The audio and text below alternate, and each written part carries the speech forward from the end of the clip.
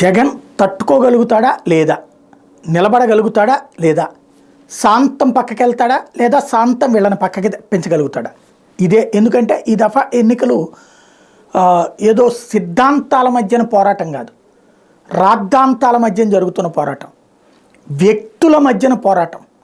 Chandrababu versus Jagan, Pawan Kalyan versus Jagan, కమ్యూనిస్టులు versus Jagan అనే కంటే రామకృష్ణ వర్సెస్ జగన్ అంతవరకు. బీజేపీ అయితే ఇక్కడ ఈ కూటమిలో ఉంది కాబట్టి తప్పించి పురంధేశ్వరికి జగన్ మీద అంత ద్వేషం ఏం లేదు, యాజ్ పర్ పార్టీ పరంగా ఉంటుంది తప్పించి. వీళ్ళ ముగ్గురికైతే వ్యక్తిగతంగా ఉన్నది. ఇప్పుడు వాళ్ళంతా ఒక్కటే అయి ఉన్నారు. అంటే ఓ పక్కన భారతీయ జనతా పార్టీ, జనసేన, తెలుగుదేశం పొత్తులో ఉంటాయి.